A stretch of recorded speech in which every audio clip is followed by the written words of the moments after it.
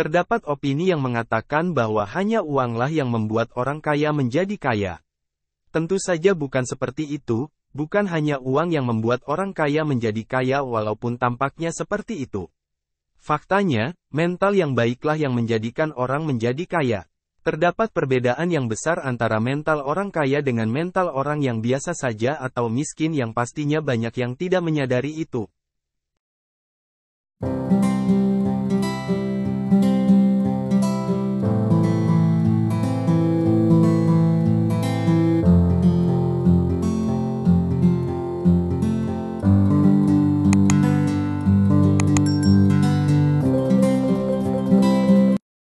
Kebanyakan orang berpikir bahwa untuk menjadi kaya aku harus melakukan hal ini dan itu.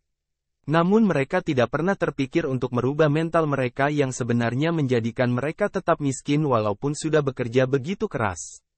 Selama kamu memiliki mental seperti orang miskin maka tak akan ada gunanya seberapa banyak kesempatan-kesempatan yang diberikan padamu. Semuanya akan binasa hanya karena kamu tidak memiliki mental orang kaya. Itulah alasan yang tepat mengapa banyak orang memenangkan lotre dan kemudian bangkrut di kemudian hari. Mereka mungkin akan memiliki gaya hidup ala Hollywood dengan berjuta-juta uang di kantongnya namun pada akhirnya mereka akan kembali melarat seperti sedia kala. Di sisi lain, para miliuner akan bangkrut untuk alasan bisnis yang pernah salah namun akan kembali bangkit menjadi miliuner beberapa tahun kemudian. Perbedaan itu disebabkan adanya mental yang berbeda yang dimiliki orang kaya dan orang miskin. Kita ambil sebuah contoh sederhana. Coba bayangkan terdapat dua buah pohon, yang pertama pohonnya menghasilkan buah yang sungguh tidak enak dan pohon kedua menghasilkan buah yang rasanya sungguh enak.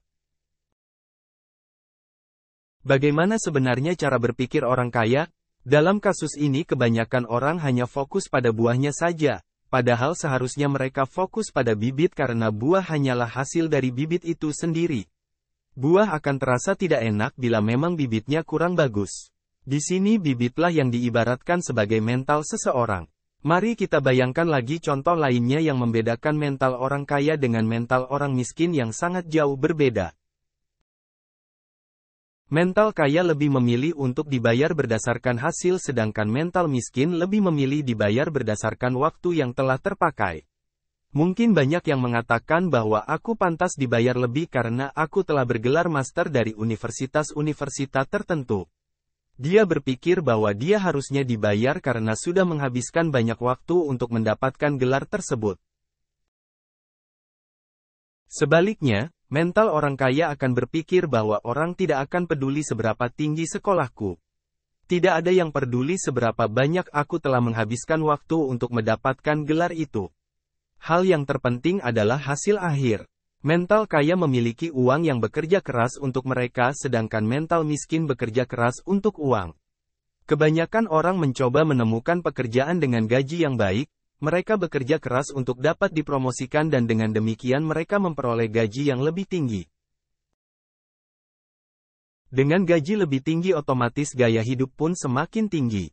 Begitulah kiranya mental orang miskin, jadi sebenarnya tidak ada gunanya juga karena uang akan habis-habis begitu saja.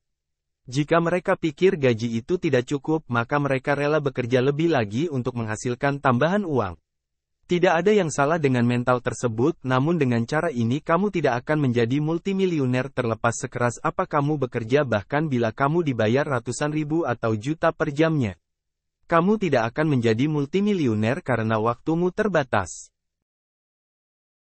Sebaliknya, orang dengan mental kaya raya memahami bahwa kerja keras tidak cukup untuk membuatmu kaya dan karena itu kamu memerlukan sesuatu untuk membantumu menghasilkan uang lebih.